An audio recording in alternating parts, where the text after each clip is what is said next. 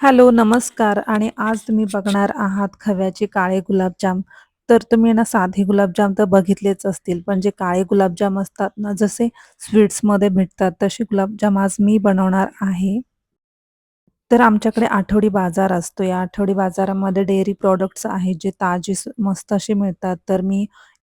तर हा खवा आहे तो 1 पाव खवा आहे आणि गुलाबजाम तर सगळ्यांचेच फेव्हरेट असतात आणि रेग्युलर गुलाबजाम तर आपण बनवतो आणि काहीतरी वेगळं म्हणून एक ब्राउनिश डार्क असे चॉकलेटी कलरचे जे डार्क गुलाबजाम बनवतात ना, ते मुलांना खूप आवडतात आणि आमच्यात तर ते खूप जणांचे फेव्हरेट आहेत.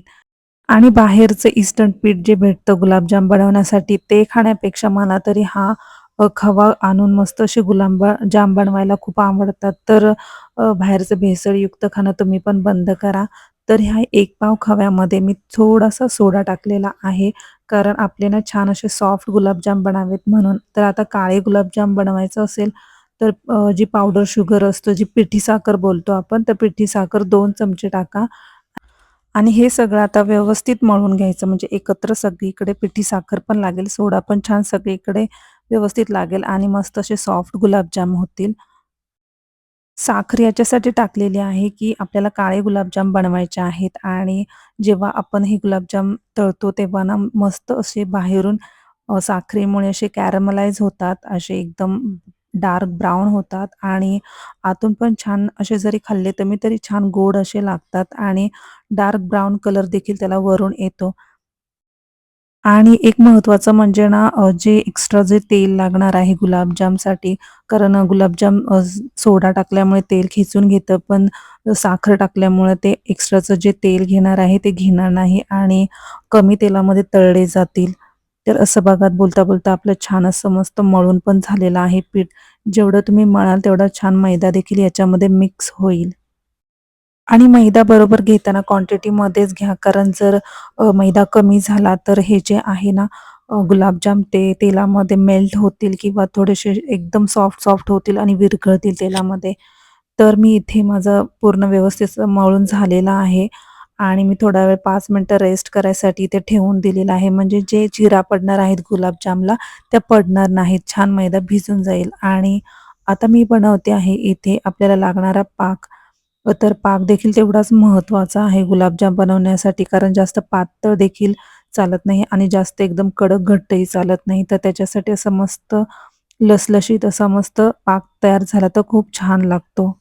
तर पाक बनवण्यासाठी मी इथे प्रमाणे 1 कप मोठा साखर घेतलेली आहे आणि 2 कप पाणी म्हणजे हे व्यवस्थित प्रमाण होतं. असं तुम्ही कमी जास्त देखील करू शकता आणि वाढवू शकता. तर हे बघा तर सॉफ्ट असं मस्त पीठ झालेलं आहे. जे खवा आहे तो पण छान मुरलेला आहे आणि मस्त असे व्यवस्थित होत आहेत. तुम्हाला जर मळून घ्यायचं असेल आणखीन पीठ तर तुम्ही छान मळून घेऊ शकता. तर मी गोल नाहीये बनवत आहे इथे मी थोडंसं जसं आपल्याला स्वीट्सच्या दुकानामध्ये असे गुलाबजाम भेटतात ना, तसा मी शेप देते आणि हा शेप मुलांना खूप आवडतो. आमच्यात तर खूप आवडतो. तर मी अशा टाईपमध्ये असे राउंड शेपमध्ये बनवलेले आहेत गुलाबजाम आणि आता हे बघा अजिबात क्रॅक वगैरे कुठे गेलेला नाहीये. व्यवस्थित सॉफ्ट आणि छान झालेला आहे आणि मस्त शेप पण पडलेला आहे त्याचा.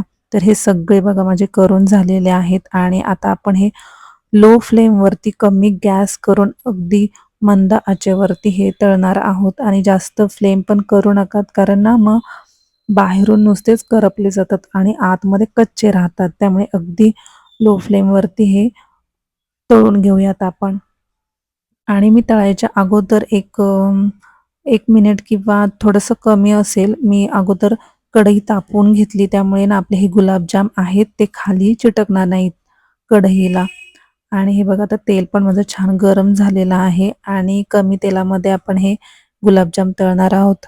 तर अशा प्रकारे हे गुलाबजाम छान मस्त असे तळून घ्या आणि आता पावसाळ्यात आखाड महिना पण येईल. आखाडामध्ये जर तुम्हाला काहीतरी स्वीट्स बनवायचं असेल, तर गुलाबजाम हा एक ऑप्शन छान आहे. तुम्ही नक्की ट्राय करून बघा.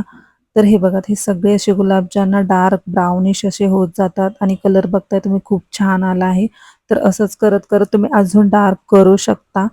करपणार नाहीत. लो फ्लेमवरती केलं तर अजिबातच करपत नाहीत आणि मस्त असा कलर आलेला आहे.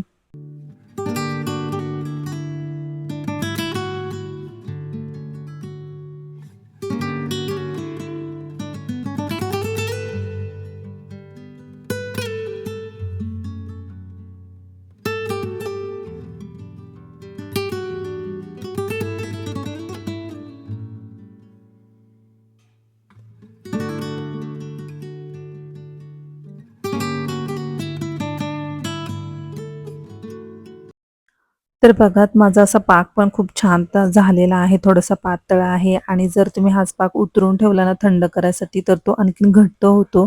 त्यामुळे ना चेक करत राहा पाक कसा होतोय तो आणि त्याच्यानंतर ना व्यवस्थित असं पाक झाल्यानंतर ना हे गुलाबजाम गरम-गरम पाकामध्येच सोडात आणि थोडा वेळ झाकण ठेवा त्याच्यामध्ये म्हणजे पाक पूर्ण आतपर्यंत जाईल आणि 1 तासात तुम्ही हे गुलाबजाम खाऊ शकतात. अगदी सॉफ्ट आणि स्पॉन्जी एकदम बघा पाक पूर्ण सोक करून घेतलेला आहे. अगदी छान होतात.